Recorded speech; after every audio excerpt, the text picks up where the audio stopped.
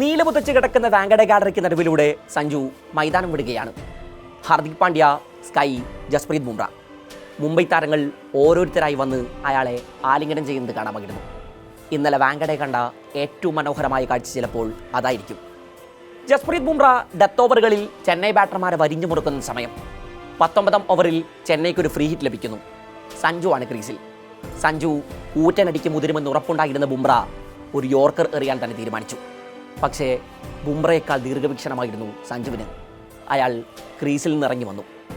138 kilometre വേഗതയുണ്ടായിരുന്നു ആ പന്തിന്. Scoop ചെയ്ത് സഞ്ജു അതിന് അതിർത്തിയിലേക്ക് പായിച്ചു. Absolute beauty. ആ ഓവറിന് ശേഷം ബുംറ സഞ്ജുവിനരികിൽ വന്ന് ചിരിച്ചുകൊണ്ട് എന്തൊക്കെയോ പറയുന്നുണ്ടായിരുന്നു. വാങ്കഡയിൽ ഇന്നലെ കളി തുടങ്ങും മുമ്പ് വരെ അന്തരീക്ഷമാകെ മുംബൈക്ക് അനുകൂലമായിരുന്നു. ചെന്നൈ നിരയിൽ അതുവരെ മികച്ച ഫോമിൽ കളിച്ചുകൊണ്ടിരുന്ന ആയുഷ് മാത്രേ പരിക്കേറ്റ് പുറത്താണ്. ഒപ്പം ഖലീൽ അഹമ്മദും. ടൂർണമെന്റ് ആരംഭിക്കുമ്പോൾ തന്നെ ചെന്നൈയുടെ സ്ക്വാഡ് ക്രിക്കറ്റ് പണ്ഡിറ്റുകൾക്കിടയിൽ വലിയ ചർച്ചാ വിഷയമാണ്. മറ്റുള്ള ടീമുകളെ അപേക്ഷിച്ച് അത്രമേൽ ഡെപ്ത് അതിനുണ്ടെന്ന് പറയാനാകില്ലായിരുന്നു. അതിനു പുറമെ ഋതുരാജ് ഗെയ്ക്വാദും ശിവൻ ദുബെയുമൊന്നും ട്രാക്കിലായിട്ടില്ല. ടോസ് ഭാഗ്യം തുണച്ചതും മുംബൈയെ തന്നെ. കാര്യങ്ങൾ ഇങ്ങനെയൊക്കെ ആയിരുന്നിട്ടും വാങ്കഡയിൽ മുംബൈ തോറ്റു. ആദ്യം സഞ്ജുവിന് മുന്നിൽ, പിന്നെ അഖിൽ ഹുസൈന് മുന്നിൽ. വാങ്കഡയിൽ 200 പോലും സേഫ് സ്കോർ അല്ല. പവർ പ്ലേയിൽ 70 കടന്നിട്ടും ഒരറ്റത്ത് വിക്കറ്റുകൾ വീണുകൊണ്ടിരുന്നു. എന്നാൽ സഞ്ജു എന്ന പക്വമതിയായ പോരാളി ക്രീസിൽ ആർക്കും പിടികൊടുക്കാതെ നിലയുറപ്പിച്ചു.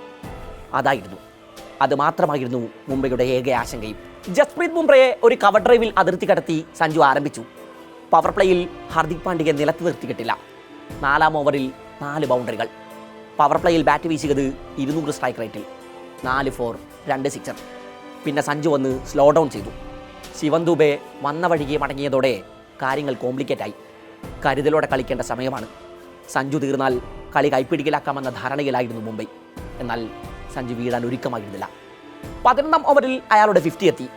അതും വെറും 26 പന്തിൽ. 9 മുതൽ 15 വരെയുള്ള ഓവറുകളിൽ സഞ്ജു ആകെ അടിച്ചെടുത്തത് വെറും ഒരേ ഒരു ബൗണ്ടറി ആയിരുന്നു. ഇന്നിങ്സ് അവസാനിക്കുന്നതുവരെ താൻ ക്രീസിൽ ഉണ്ടാകണമെന്ന് നിർബന്ധമുണ്ടായിരുന്നു അയാൾക്ക്. ചെന്നൈക്ക് അത് ആവശ്യവുമായിരുന്നു. ആദ്യ 20 പന്തിൽ 44 റൺ സ്കോർ ചെയ്ത സഞ്ജു പിന്നെയുള്ള 16 പന്തിൽ റണ്ണേബോൾ എന്ന നിലയിലാണ് ബാറ്റ് വീശിയത്. ഡെത്ത് ഓവറുകളിൽ ഈ സീസണിൽ CSKയുടെ ബാറ്റിംഗ് അത്ര കാശാവഹമായിരുന്നില്ല. അതിൻ്റെ ക്രിഷ് ഭഗത്തിനെ പന്തിൽപ്പിക്കാൻ ഹാർദിക് പാണ്ഡ്യ തീരുമാനിക്കുന്നു. അവിടെയെല്ലാം അയാൾക്ക് പാളി. ഭഗത് 2 ഓവറാണ് ഇന്നലെ ആകെ എറിഞ്ഞത്. ആ 12 പന്തുകൾ നേരിട്ടത് സഞ്ജുവാണ്. ഒന്നുപോലും മറ്റൊരാൾക്ക് കൊടുത്തില്ല അയാൾ. 31 റൺസാണ് ആ 2 ഓവറിൽ ആകെ അടിച്ചെടുത്തത്. 3 4, 3 സിക്സർ. സിംഗിളിന് അവസരമുണ്ടായപ്പോൾ പോലും സഞ്ജു അത് നിഷേധിച്ച് ഹിറ്റ് ചെയ്യാൻ ഒരുങ്ങി നിന്നു. പരിചയസമ്പന്നനായ തനിക്ക് 2 ഓവർ ബാക്കിയുണ്ടായിരിക്കെ ഹാർദിക് അവസാന ഓവറും ഭഗത്തിന് കൊടുത്തത് എന്തിനാണ് എന്ന് എത്ര ആലോചിച്ചിട്ടും മുംബൈ ആരാധകർക്ക് പിടികിട്ടുന്നുണ്ടായിരുന്നില്ല. ആ ഓവറിൽ ചെന്നൈ 200-ൽ തൊട്ടു. സഞ്ജു 100-ലും. പിന്നെ ഗെയ്ക്വാദിൻ്റെ ക്യാപ്റ്റൻസിയാണ് വാങ്കഡയിൽ വിജയിച്ചത്.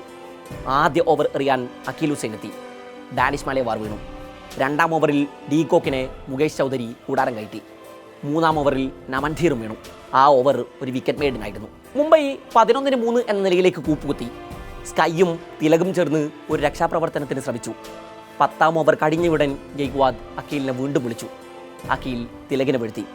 തൊട്ടടുത്ത ഓവറിൽ 100 മാജിക്. ഹാർദിക്കും റുദർഫോർഡും വന്ന വഴിയെ മടങ്ങി. പിന്നെ ബാക്കിയുള്ളത് ചില ചടങ്ങുകൾ മാത്രമായിരുന്നു. 20ാം ഓവർ എറിയും മുമ്പേ ചെന്നൈ ബോളർമാർ അത് പൂർത്തിയാക്കി. കഴിഞ്ഞ ദിവസം രാജസ്ഥാൻ ഉയർത്തിയ 160 റൺസ് വിജയലക്ഷ്യം പിന്തുടർന്നിറങ്ങിയ ഋഷഭ് പന്തിനെ ഓർമ്മയില്ലേ? 250-ന് മുകളിൽ ഒരു വലിയ സ്കോർ ചേസ് ചെയ്യാൻ ഇറങ്ങിയതുപോലെ ആദ്യ പന്ത് മുതൽ അയാൾ കൂറ്റനടികൾക്ക് മുതിരുകയായിരുന്നു. ഒടുവിൽ 3ാം പന്തിൽ വട്ടപൂജ്യവുമായി മടക്കം. പിച്ച് കണ്ടീഷനും സിറ്റുവേഷനും ടീം സ്ട്രെങ്ത്തും ഒന്നും മനസ്സിലാക്കാതെ അലക്ഷ്യമായി കയ്യിലുള്ള കളികളെ കൊണ്ട് തുലച്ചു കളയുന്ന പന്തിനെതിരെ വലിയ വിമർശനങ്ങൾ ഉയരുന്ന സമയമാണിത്. അവിടെയാണ് വാങ്കഡയിലെ കണ്ടീഷനിൽ കരുതലോടെ സഞ്ജു പടുത്തുയർത്തിയ ഈ ഇന്നിങ്സിൻ്റെ പ്രസക്തി. രാജാവിനെ വീഴ്ത്തിയാൽ രാജ്യവും വീഴുമെന്നാണല്ലോ. കൃത്യമായ കാൽക്കുലേഷനുകളോടെ സഞ്ജു പടുത്തുയർത്തിയ ആ ഇന്നിങ്സ് T20-യിൽ ഒരു റെസ്പോൺസിബിൾ ഇന്നിങ്സ് എങ്ങനെ ബിൽഡ് ചെയ്യണം എന്നതിൻ്റെ ടെക്സ്റ്റ് ബുക്കാണ്. സഞ്ജു ഒരേ പിഴവുകൾ ആവർത്തിക്കുന്നത് മൈതാനങ്ങളിൽ പലകുറി നമ്മൾ കണ്ടിട്ടുണ്ട്. പിഴവുകൾ തിരുത്തിയുള്ള അയാളുടെ കംബാക്കുകൾ ടീമിന് നൽകുന്ന സ്ട്രെങ്ത് ചെറുതല്ല.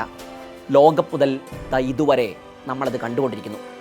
ആകെ 7 മത്സരങ്ങളിലെ സഞ്ജു ആ മഞ്ഞക്കുപ്പായം അണിഞ്ഞിട്ടുള്ളൂ. അതിനുള്ളിൽ ചെന്നൈക്കായി ഏറ്റവും അധികം സെഞ്ചുറികൾ എന്ന നാഴികക്കല്ലിൽ തൊട്ടുകഴിഞ്ഞു. മുംബൈക്കെതിരെ സെഞ്ചുറി കുറിക്കുന്ന ആദ്യ CSK താരമാണ് സഞ്ജു. ഒറ്റ സീസണിൽ 2 സെഞ്ചുറികൾ കുറിക്കുന്ന രണ്ടാമത്തെ മാത്രം CSK താരം. അങ്ങനെ നാഴികക്കല്ലുകൾ പലതിലും തൊട്ടു. ഇതിനോടകം മുംബൈക്കെതിരെ 19 വിജയങ്ങൾ IPL-ൽ CSK കുറിച്ചു കഴിഞ്ഞു. മറ്റൊരു ടീമിനും മുംബൈക്കെതിരെ അതിൽ കൂടുതൽ വിജയങ്ങളില്ലെന്നോർക്കണം. മുംബൈ വലിയൊരു പ്രതിസന്ധി കയത്തിലാണിപ്പോൾ. വാങ്കഡയിൽ ഇന്നലെ പല കുറി രോഹിത് ശർമ്മയ്ക്കായുള്ള ചാൻഡുകൾ മുടങ്ങി.